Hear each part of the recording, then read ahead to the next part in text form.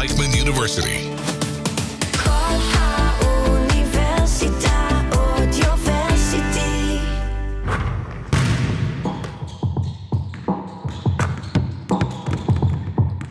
The Baseline. Stories from the court with Jonathan Rears and Mayor Cohen. All right, so we are back, Season 2, Episode 13. We got our guy Kyler Edwards. Came all the way from Netanya today. Thank you for coming. Thank you for having me. Appreciate it. For sure. So I'm just going to introduce Kyler a little bit from Texas. He went to Bowie High School, where Bowie? Bowie. Yeah, same thing. Bowie High School, where he played with Cade Cunningham. He also then went to Texas Tech. Texas Tech first, Tech, and then Houston. Yep. Then he went to Motor City, Yep. Long Island, and France. Yep. And then now he's here in There you Netanya. go. Yes, sir. There we Yeah. go. So we're going to tap into all of it. Again, just thank you for coming. Oh, yeah. We appreciate it. And Mayor, why don't you start us Yeah, off? man, we're excited as I kind of start every episode. We're kind of on a roll here with getting them going. We're on episode 13 of the season. We welcome guests in from all over the world, Europeans, Americans, playing here in Israel, Israelis too. Mm-hmm. And we just kind of, again, repeat every episode, but it's awesome for us to repeat because we remind ourselves what we're doing, and every athlete is such a different story, and nobody's is the same. And every player that has been on here has played in different leagues and played in different worlds and has different stories of how they adapted and how they've brought their success here to Israel. So you obviously have an amazing, successful career so far. We've done our research, and we're just excited to make this happen. But again, just to highlight how excited we are to have you here and just an opportunity for you to tell your story and where you've been, the places you've played. So again, just thank you for coming on. Oh, yeah. I'm excited to get this going. So why don't you take us to Bowie and talk about your success there and what was it like actually playing with Cade Cunningham? Growing up in Arlington, our school was never like a powerhouse or anything. So I always wanted to make it that. And I never got to, it never turned into a powerhouse, but I always wanted to, in my mind, to make it a powerhouse. But yeah, so I went there my freshman, sophomore, and junior year, and I didn't know about this guy named Cade. He was always like, there's a guy like 2 grades younger than you coming up. He's pretty good. Y'all gonna be good together. But, we never got to see that until my junior year, my last year at Bowie. And I guess we went to 2 games before state. We lost, I guess. But it was pretty cool playing with him. You always knew that he was going to be that guy. Growing up, he was always taller than everybody. He always had the IQ. And, a big point guard. He plays the same as he did played in high school. So he was always good. Well, they called it the Cade and Kyler show. I definitely saw a bunch of highlights where you guys really were connecting there, and you had a little point guard too. He was pretty tough. Oh yeah, Rich. So yeah. you say it's not like a powerhouse, but you guys were kind of rolling through in your junior year. Yeah, but all those kids is from the area. Other schools like Duncanville, they can get kids from Dallas, Plano, Arlington. It's not like a district. Our school was you have to get your kids from. They have to live in the neighborhood around the school. So that was the unique thing about us. We was just homegrown, always knew each other. That's cool. So, yeah, it was cool. I saw, so also, as we mentioned before, that's how we started, with a teammate. But you were amazing at playing for them. I watched the Ball is Life tape. That's just cool. I'm sure every high school kid is that's the dream. Yeah, right. You want to see your highlights with the Ball is Life tape under it. So it was awesome to see kind of your success there. And you did great. You were named, you had all those awesome awards that you got at that place and kind of propelled your career. So that was always, I'm assuming, a very main part of your high school experience. You're going to play college afterwards. At what point in that experience you decide what you wanted to do next, whether it was go to prep school, whether it was, get ready for college? When did that decision kind of come in to play? It was always in talks with me and my mom, my dad. It was maybe you want to go to prep school, get a little bit more exposure, or, get your, rankings higher or whatever it was. But the end decision was just me, playing with, I don't want to say better talent, but a lot of D1, all the guys on the team are D1. This is the best basketball you're going to get to prepare you for college. So For sure. That was a dream for me. So. Guys like Kelly Oubre, Avery Bradley, Tristan Thompson went to Finley Prep. They all on the walls. Well, they was, but the school is shut down now. Oh, really? Yeah. It's no longer a Finley Prep, but okay, cool. But you did have offers already in Bowie. Oh, yeah. From junior year. Mm-hmm. So where was it like I want to play with better talent or like get more exposure? Did the exposure really come into play there or not really? It was more like younger. I'm like, I gotta get ranked higher. I want to be top 100 and McDonald's, maybe. So I thought that was gonna give me the best chance to making it. But it could have went either way. I could have stayed at home. It didn't really matter. I mean, I just thought in my mind when I was younger, like that was the move. So I was curious because looking into your kind of family career, your dad played in the NFL. Yep. So how is that kind of upbringing of sport being such a vocal point in the house? Did that have a lot to do with, how you were raised and what was valued in your household? And like, did that really play into your decision if that's what you wanted to do in high school? Or is basketball just something you always enjoyed and that's what you decided to pursue? No, I'm a football guy first. Like, that was my first love, football, because, he played it. So, I mean, it's always competitive in the house. He would race me anywhere. Like, it's just anything out of a game, making me more competitive. And, I had to stop playing after, 8th grade, 9th grade, because I tore my LCL in my knee. So my dad was like, he know what comes with the game. So he was kind of like, all right, let's just shut it down right now. Interesting. And just save your body and take the safer route. What position did you play? Play quarterback, receiver, safety, everything. I play everything. I was a phenom, man. Man I of swear. all times. Yeah, I was different in football, but I had to stop and pick the wiser choice. Yeah, whatever coach needed, you were stepping in the field. In Bowie, you already received an offer from Texas Tech, correct? Mm-hmm. So then after Finley Prep, you received offers from all over.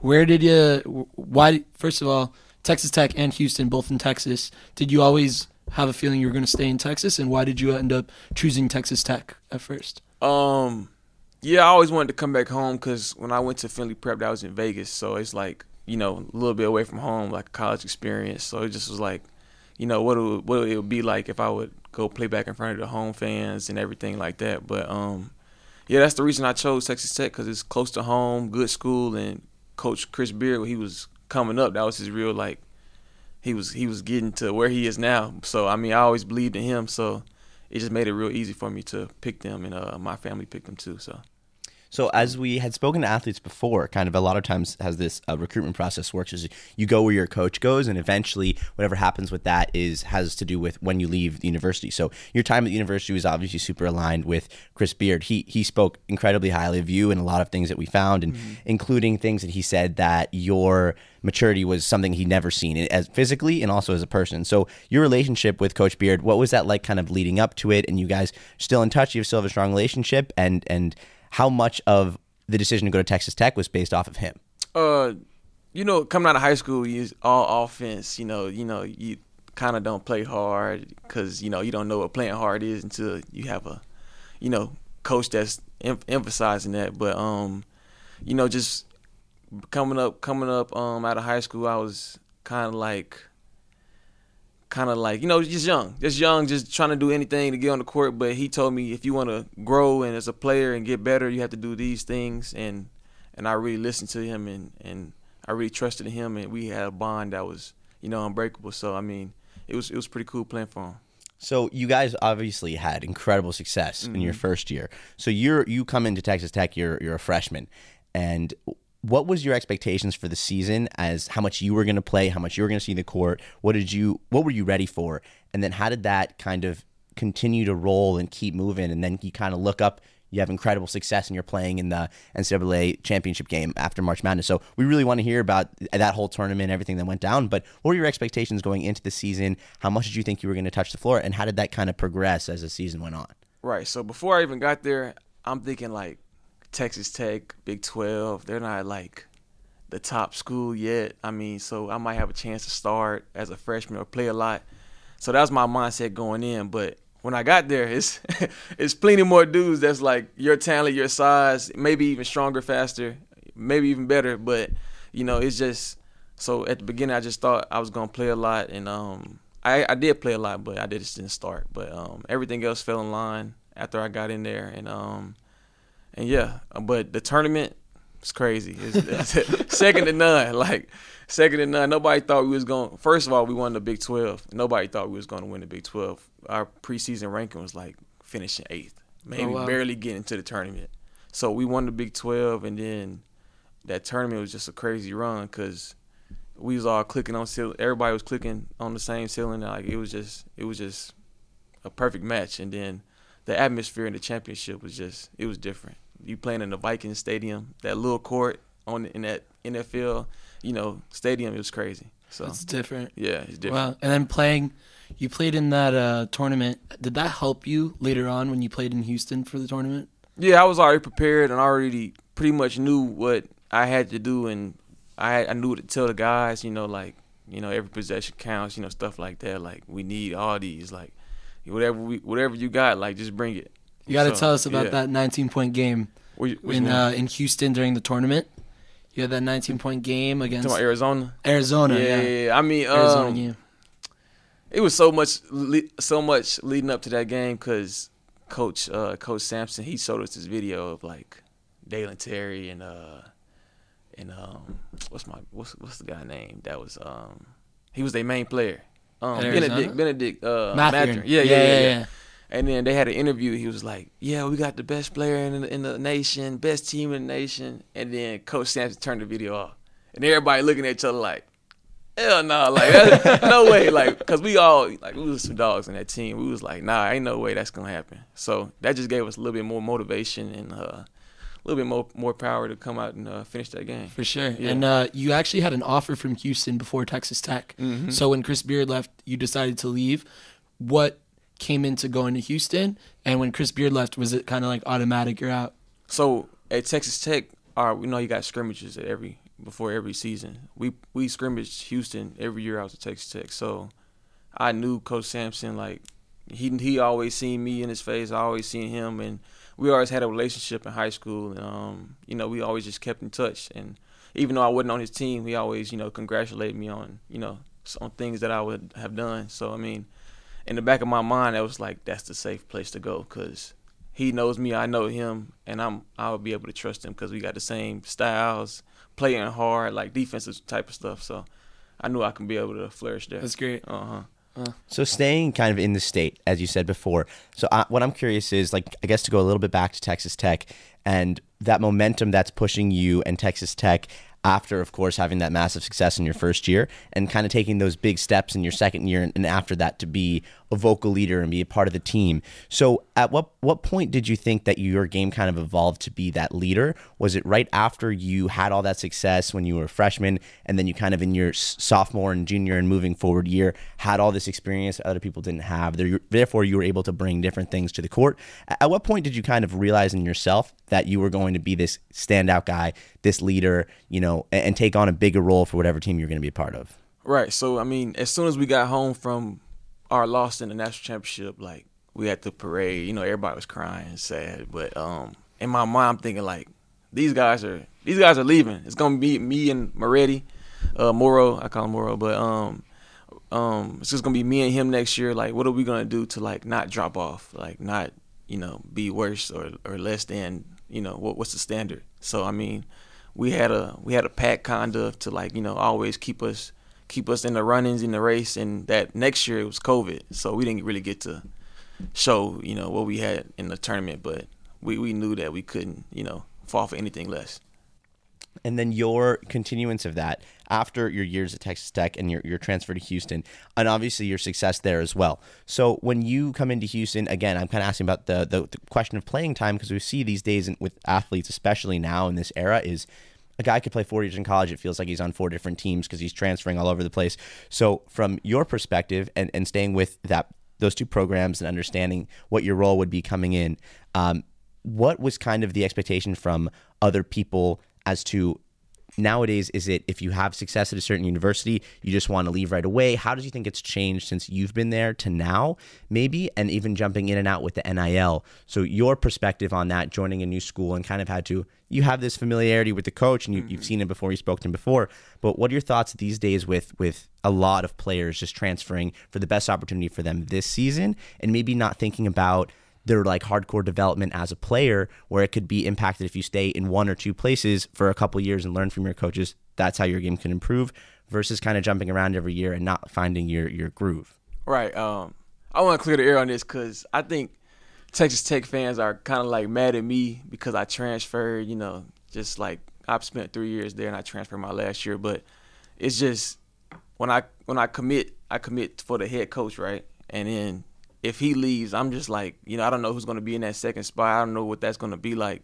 And I don't want to sort of risk or chance my last year or last 2 years in collegiate sports just to anybody, So, I mean, that was just the safest place, like I said, Coach Sampson was to go. And our expectations was he wanted me to be, the guy on the team, the guy that does everything, replacing Quentin Grimes, which was there last year. And he just wanted me to be in that role. And I thought, I can do it. So, I mean, we just really, locked in on that, and we went from there. What was the key to kind of getting hot at the right time with all of your success in the tournament? We see a lot of, that's what March Madness is, upsets all the time. So what kind of mentality do you have coming into these tournaments that led to your success both at Texas Tech and Houston that kind of is in the locker room and you're telling the team, what are some things, what's the mindset that a team needs to have in a tournament like March Madness when you never know who's going to upset the next teams? Right. So you don't never want to be the best team in the beginning, middle of the year because, you don't have any room to grow and get better. So, I mean, when you get to that tournament time, I think your team has to be clicking. And I think want to play one more game with your teammate, because could be my last year, my last game. This could be your teammate's last game. Like, you want to play with these guys as long as you can. So, I mean, that's the goal. And if y'all really love each other and y'all really, brothers like that, like you want to see each other flourish. No matter who has 20, 10, it don't matter. You just want to win the tournament. Did you notice a lot of distraction with, like, as you said before, with you're playing in now football stadiums and the media is like all over you guys, as I'm assuming you're as in the Final Four? Did you ever find it for challenge, or maybe as you as a veteran in that kind of scene, see your teammates struggle with that kind of the media and the pressure of playing in the tournament? Or once you're at these big schools that are winning conference championships and stuff like that, it's a little bit less? Yeah, I think guys already had like a little taste or feel like of how the media is going to go like through our season, because we was a top team. I like to consider us, but we was a top team, so we always had press conferences and stuff like that. So when we got there, it wasn't like a shock, like, oh my gosh, like everybody, this is new. Like, it was just another day and another game. So got it. So like I was trying to say, but when you were there, obviously the team is very important, but it's also your last year in school and college, and in Houston, your 3-point shot was really clicking, and you went off that year, and definitely in the tournament, you had a great tournament. Yeah. So what goes into you saying, like, all right, telling yourself, Kyler, like, I'm going to shoot the heck out of this ball? Like, where's the mindset there? I mean, just the process, all the work that goes in, day in, day out, me getting up early in the morning, lifting weights, running, all that. I mean, that it has to pan out some type of way. So, Right.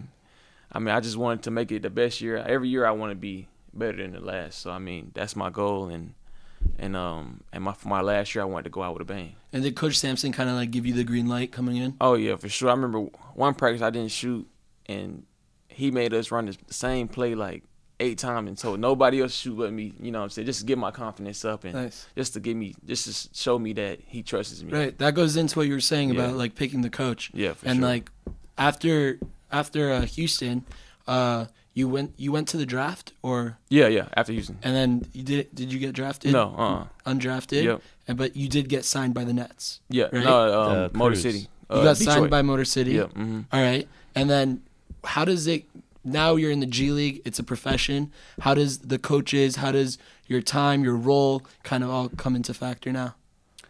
I feel like as a pro, it's more relaxed. Like, not relaxed as in like playing style. It's like more like we don't have a meeting at 7 in the morning. We don't have to go run with the team. Like, it's not like a boot camp pretty much. Right. It's just like you're a professional. You come in, do your work, and you just do your job pretty much. And you go home, and if you want to get shots up, that's on you. If you want to go home, stretch or whatever, it's just pretty much on you type of thing. It's not like a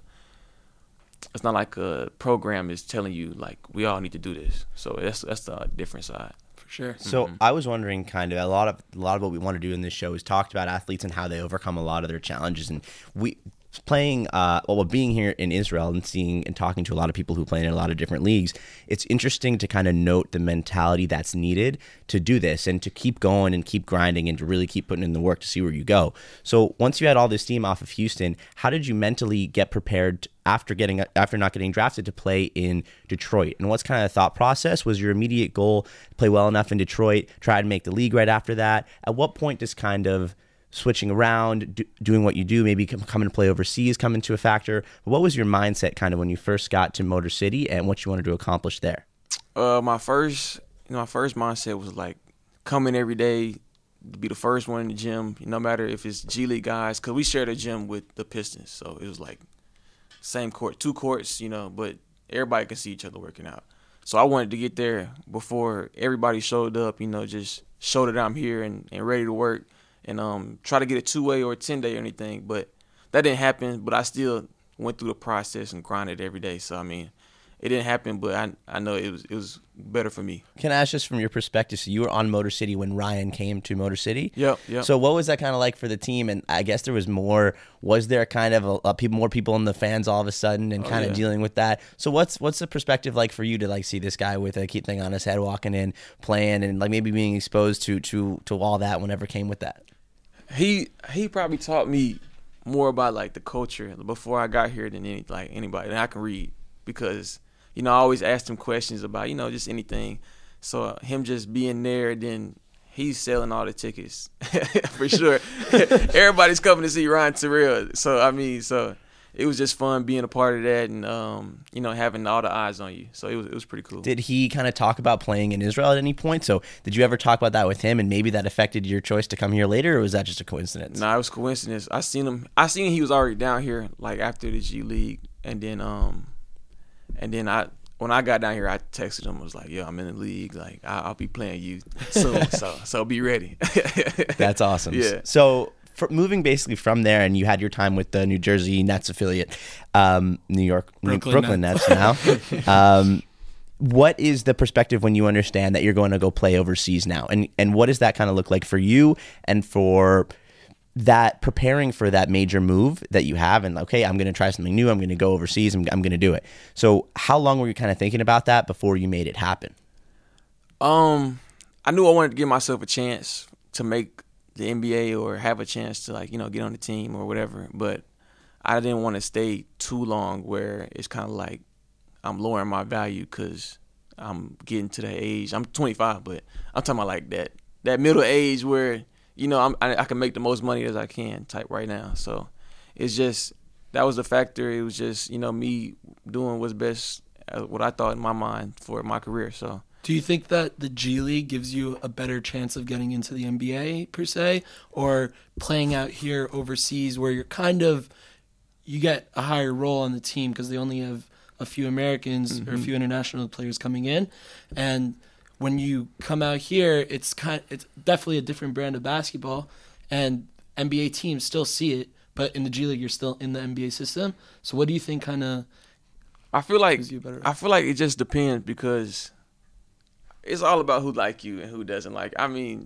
You can be averaging 25 and 5 or whatever you want, but if the top GMs or the scouts don't think that you're going to be good for their team, like, it doesn't matter what your stats say. So it's not like the G League will be better or overseas will be better, which I don't know yet because this is my first year. But we can have this conversation after this year. But yeah, it's not like what would be preparing me better for the NBA. It's just whoever likes you, man. I don't know. Yeah, but after the G League, you went to France for a bit. Mm-hmm. And how'd you like it out there? What was kind of challenging going overseas? I saw it was a bit of a challenging year, basketball-wise. So coming to France, was the brand like very different from anything you've ever seen? Yeah. And then how'd you adapt to it?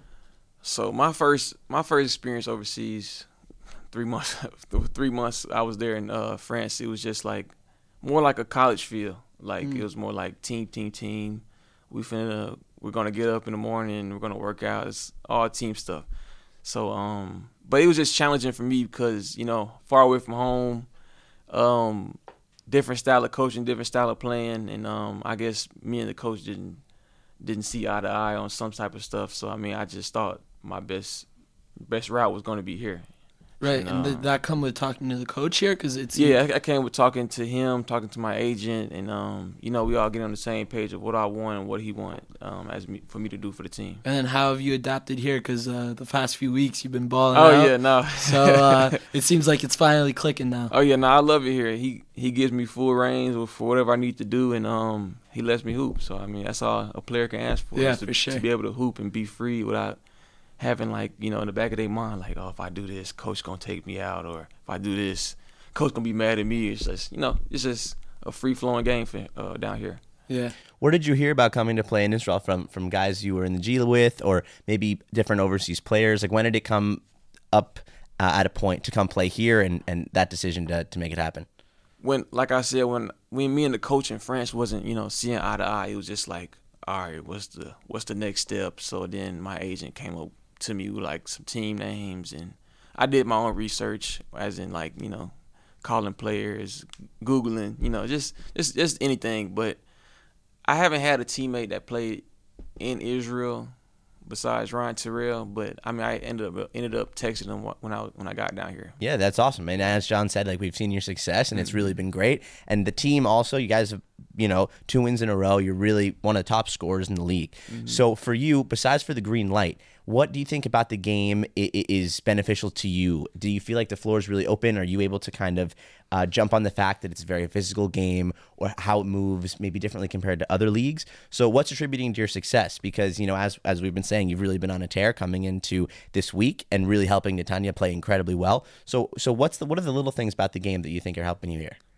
I think more in France, it was like I was used as like a kind of like a one-trick pony. Like, I'm just like a spot-up shooter. But here it's like they give me the ball in my hand. Like, I can come off pick and rolls, make decisions for other people, and that's where I really strive in, because I'm not just a shooter. I can do pretty much everything on the court. You're a playmaker. Yeah. I just make plays. So For I mean, sure.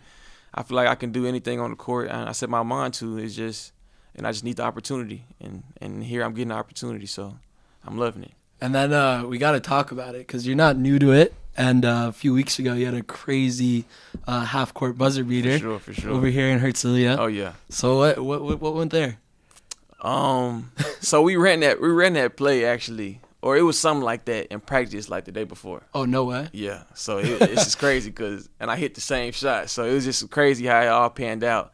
But yeah, I mean, in those moments, I do want the ball, and I want to help my team win in any type of way. So I mean, that shot was big for us, and we needed that win. You definitely had a bunch of them in Motor City as well. Yep. We saw that. You guys went to the playoffs also. Yep, had for a sure. few there. Yep. I played Motor City when I was with Long Island, and I had the game winner against them. There you go. So yeah, it was pretty cool. Mr. Game Winner over here. Yeah. I had one in the DR this summer too, so it was pretty cool. It was cool. There you go. What was your experience over there playing in the DR like? Oh, it was pretty cool, because where I was, Santiago, it was like we was mixed in with the locals, so it was like if you don't speak Spanish or whatever, it's just like. He's just like, what are you saying? Like, what? But nah, it was cool though, because everybody was nice, everybody was cool, and then the team was just it was just fun to be around. Just seeing different cultures and seeing how other people live.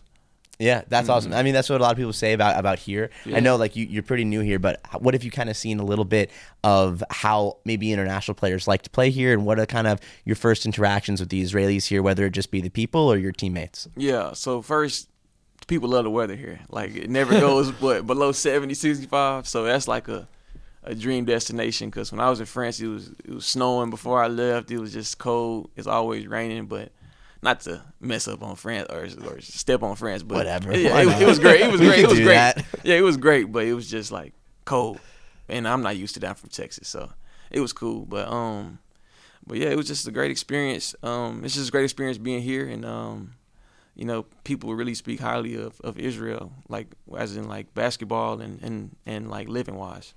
Yeah, I mean, we hear that a lot, and it's awesome for us to see because we wanted to see the best athletes and see the best basketball here. Sure. And so, again, another thing that we bring up all the time is we've been here for 3-4 years now following the Herzliya team. So, it hurt extra when you hit Butted Beater, especially because, we're having a good year. We're playing in the Cup on Sunday, but we're an unbiased podcast. We love all teams. But we've seen the game improve, and we've seen the Israeli players get a lot better.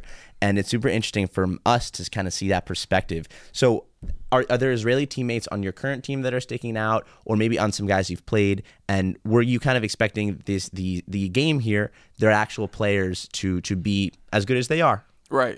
So our team, they told me, is like one of the youngest teams in the league. And we're like up and coming or whatever. Right, because they just moved up from the second league. Right. So we got a lot of young players, a lot of young Israelis, and they're pretty good. So, I mean, they can hold their own, and I like playing with them. So they know basketball. They know, the flow of the game, and it's just pretty fun. That's cool. How would you say the competitiveness is like here? Oh, it's real competitive. It's like I said, it's like a college, like, atmosphere feel. Like, the crowd is crazy. Pretty much most games, and, the defense is really amped up. Everybody's, like, trying to get a For stop. sure. How would you compare it to like France, G League, and like obviously college is gonna blow that out of the roof, but to my like what crowd? Talking about competitiveness. Definitely like in the G League you have a lot of great players and all, but at the same time guys are kind of playing to get up a level. Yeah. So here I think what I've heard so far is that a lot of players say that it's more of a team brand game here. And how do you see that come into play, and how like competitive do you see it coming? It's definitely more selfish in the G League, right, for sure, because everybody want that one spot, so they trying to do anything to get it. It kind of gets ugly basketball wise, but over here, overseas, like the team is one, and then you come next or whatever, however you want to put it. But it's just like I said, like a college atmosphere, like team, and that's what I like, honestly. So I mean, team and winning. That's what I like. Y'all in France like played right against here. like Paris as well? Yeah, we played against Paris, played against Monaco, all the big Asvel. teams. Yeah. Mm-hmm. Yeah. So I'm hearing a lot of talk about NBA making a little deal with Paris and Asvel to make like a little that'd be cool. NBA sure. Europe thing. But talking about the it. talking about the NBA a little bit, we got a Mavs fan in the building. Oh, right. I don't think we would be a basketball podcast without talking about what just happened the other day. What are your thoughts about it? If you have any conspiracy theories, now is the time to share, because a lot of Dallas fans. I was just telling them, like, it got to be something like that we don't know. Like, it got to be something different, like, off the wall. But as a fan, it's just like, dang, like, we let go of Luka. Luka's like, the franchise. So, He's the face of the franchise. Yeah. He's almost face of the league. So, I mean, right. I get it, but I kind of don't get it. But I love AD, so that's fine with me. I feel like him and Kyrie are gonna go crazy. So well, I was kind of curious as a player. I think one of the reasons that people are thinking this trade may have happened, which I think is interesting, is the Mavericks drafted Luka when he was 18, and they've seen him over the past 7 years like develop as a player and develop all his habits and training habits, and so they are in line to pay him $350 million after this season. So do you think it's valid for ownership or coaches to maybe not have a ton of faith in a player's ability of how they approach the game and let that be a reason? Because they went to the finals last year. It's not like they haven't seen success. So do you think as a player that maybe if the player's being successful and the team is getting to where they need to be, the NBA Finals, that ownership and the coaches should just, fuck off and not be really involved in how the player gets there and what he does and what he eats and how much he weighs and what does that matter versus actual results? So I'm kind of curious from your perspective, like, do you think that's a valid thing for the ownership to say, to be like, oh, we don't love the way you approach the game, but from his side, he just took them to the finals? I think you have to respect that as like a GM, but I've never been a GM, so I think you have to respect that. Like, I just took you to the finals. I did this and did that. I'm all NBA or whatever. But at the end of the day, I know like it's a business. So I mean, right? They probably trying to they're probably like 10 steps ahead of our thinking. But like of the trade. So anyway, we wish our condolences as just basketball fans. Hey, you never know. It might get better. Yeah. You never know. No, that's what I was saying. I was saying immediately you have AD and Kyrie and Clay, and I think for the next couple of years, that's definitely a contending team. And you got AD's. It was a lot. He's got a lot to prove. Hey, I you don't wanna play know. the 4-2? Kyrie's tried to do this a few times before. It hasn't really worked out for him. I personally think that the Mavs will finish better than Lakers this year. Lakers have a lot of holes. Their roster looks a little strange right now. Yeah, it's over for Lakers. It's over with. This year it's over with. I think it's over with. What do you think? Well, no one's need a taking big. Boston, so. Boston is too OD right now. So hey, But that's the thing. We're a homegrown team. Yeah, You know, for like sure. Jaylen Brown, Jason Tatum, Payne Pritchard coming off the bench. Those are all guys that Boston drafted. for sure. So, like you were saying, like, it's kind of just crazy. Like, Yeah. I don't really get what they did over there in Dallas because they had a homegrown player. He's 25 years old. 25. Is It's crazy. not old. Yeah, this. You know, Everybody's saying like this is the craziest trade they done seen in their lifetime. And it's Probably. just- yeah, I mean, mine for sure. I have never seen nothing crazy. so like this. I mean, in going back to overseas ball, you don't really see so much. I don't really know if trades are even a thing. Not in very much, EuroLeague. at least here. But we don't really see that. So during your season, you're definitely trying to play your heart out, right? Like you want to ball out, you want to show what you got. But when do calls start coming in from other teams, and when do you kind of like think about what you're gonna do next year? Is the NBA still on your mind? Where's that? Yeah, the NBA will never leave my mind, like, Right. as in like wanting to play or wanting to be in there. But as in as in like calls and for next year, I'm not sure. This is my first year going through the process, so I'm new to it, just like anybody else. So I just want to finish the season out as strong as I can and pray for the best next year. For sure. Do you see yourself staying overseas though, or is it something like you kind of want to go back to America, even if it's the G League, or do you like the overseas culture? Nah. I'm not doing the G League again. Only way I do the G League is like if it's Two-way. like a two-way type Yeah, of thing. yeah. Because there's no money in the G League. Right. Is it really like that bad? Like, Yeah. It's like teacher salary pretty much. Really? Mhm. Wow. But I mean, not to say No, nothing bad for about sure, teachers. yeah, We yeah, love yeah. teachers. This is a Yeah. pro teacher podcast. Yeah, we love teachers, but but the it's just- salaries are pretty is good out not, here. Yeah, salaries overseas to G League is like, Big gap. yeah, it's like not comparison. So I'd rather just stay overseas and just build my career. Yeah, man. Live in Tel Aviv is not so bad. Yeah. Oh yeah, for sure. This is nice. Yeah. Beach and everything out here. So. Hey, maybe I don't know. Maybe Maccabi Apollo's in the future. You know,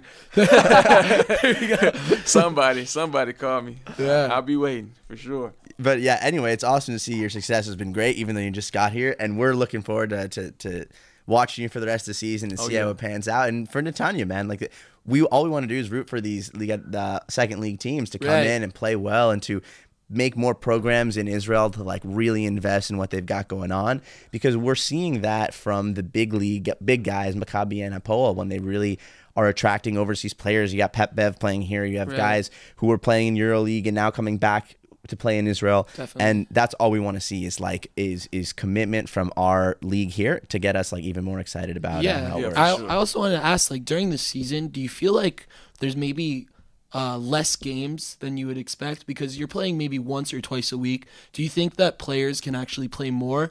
And also, it comes into the other teams, like, because at the end of the day, you're in the Israeli like Super League, the Winter League, Yep. and there are other teams playing in Euro Cup and Euro League, and they're traveling, so you guys don't get to play as much. And do you think that affects you?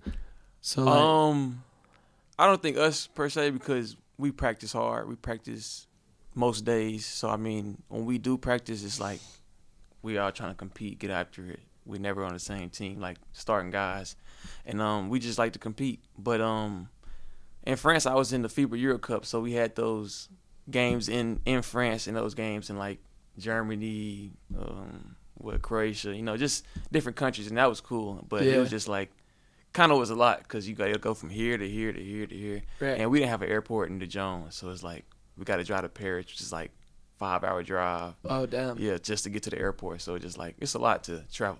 So Yeah. what was it more difficult, traveling in the G League or traveling in France? Nah, G League was a cakewalk because You're in the States. Yeah, we right there. Like the airport's probably 30, 40 minutes. Mhm. It's just the getting to the airport, getting back from like we land at 1 a.m. You got to take that bus ride all the way back to Dijon. It's like, man, we're gonna get back to home at the crib at like 4. So it's it's just exhausting. Definitely weighs on a Yeah. player. Another thing about playing here, like you're realistically not traveling that far. Yeah. If you're playing a game in Tel Aviv, that's 25 minutes.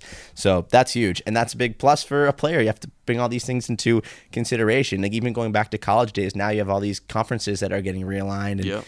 student athletes are flying across the whole U.S. So maybe that's another plus to play here in No, Israel. I love it because it's giving my body a break, kind of, from traveling and doing all that wear and tear. It's just, just playing that one game a week is good on my body, I feel like. How do you feel the equipment and kind of facilities? I know it very much varies based on what team here you Yep. play in Israel, but just so far in your professional career, like how is it compared to maybe playing in the Dominican League and in France? Y'all I got feel a new stadium, Yeah, too, I feel like right? our facilities here, like in Netanya, is top notch because everything is brand new. Like we just built that soccer stadium, and our arena is like right next to it, so we have like a little clinic. It's like where you lift weights and stuff. It's like everything is brand new, Oh, that's pretty much. nice. Yeah, so it's like dream come true, and then you walk 5 minutes down the road and you on the beach. So it's just like That's great. Not in Detroit anymore. Nah, yeah, it's cool. But then like I played in Long Island, right? And we practiced at a rec center. Oh, And it's wow. like people waiting outside the windows, like when y'all get off the court, it's our turn to play. Like we're a professional team, and like, all right, come on, let's go. Like it's our time to hoop. No Like way. regular people every day. It was pretty cool though. And in Netanya, you get to use the gym whenever you want.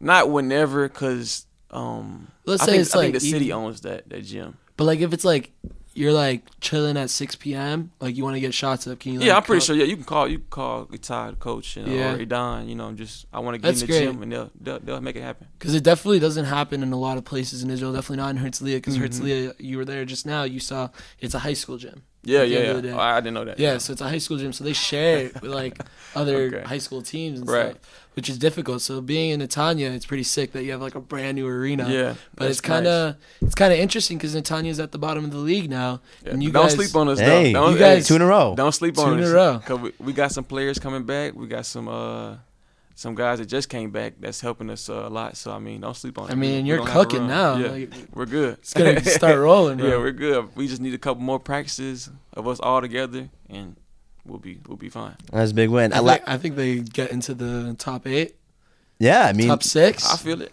Yeah?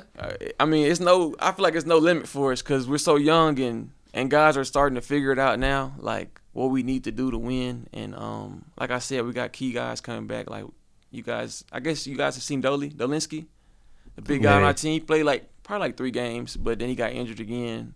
So when we get him back, it's probably gonna be like even more of a gap. We're But, taking your word for it. Yeah, I'm telling you, just watch. Listen, Just watch. I'm we telling saw you. the team that for the game versus Hapoel Tel Aviv the other day Yeah. that was a tight game, and Yeah. they're big, they're scary, and that arena was kind of popping. Yeah, for sure. So y'all had a great game. So we are absolutely wishing for your success, and Yes, Netanya sir. we think is a really exciting team to watch. And we're gonna wrap up. We have some rapid fire questions that I like to do. We'll do Yeah. a shot So clock at the segment. end of our podcast, we usually do a little segment. Say like- Get like a little shot clock going. Bet. And like 24 seconds, just rapid fire questions, whatever comes up in your brain, you know? Bet. All right, so we'll put a little shot clock Well, up. every time we try to figure out what our record is, I think it's 9 now. it's a I lot. think it was Ricky last week. We had Ricky Lindo on. Bet. Come Yeah. on. I think Alright. it's all about how fast we can ask the question. That's true too. I got 24 seconds. You got 24 seconds. It's like 24:30. Bet. You know, like- 30. 30. All right, you when ready? you All are. Yeah. right, I'm going 3, 2, 1. All right, forgotten NBA player. Forgot NBA player. Jason Derrick. NBA sneaker. Favorite sneaker. NBA like hooper All right, sneaker. let's Like, start wait, it again. come Let's on, start man. it again. We're giving you a second chance. Bet, We're bet, giving bet. you a second chance. All When you right, say Mary, sneaker, like what? Like I was saying like any sneaker. Walk around shoe. It don't matter. Basketball shoe. is the Basketball shoe. question. Okay. Bet. I said sneaker. He could have said like Stan Smiths or Yeah, like you right, Dunks. you right, He you could have right, said you whatever right. he wanted. I heard NBA at first. He and could I'm have been like okay. Jordan ones. You I right, don't. you right. For sure. All right, so Mary, you start us off. Another 24 seconds. All right. 30. All right, ready? We gotta set, cut this go. out because we're not gonna give anybody else second chances. 30. All right, All right. ready, All set, right. go. Who's your goat? LeBron. Better food in the Dominican Republic or here? DR. Favorite teammate. Right now or current Ever. or shoot. I don't know. I don't got one. I don't got Favorite school?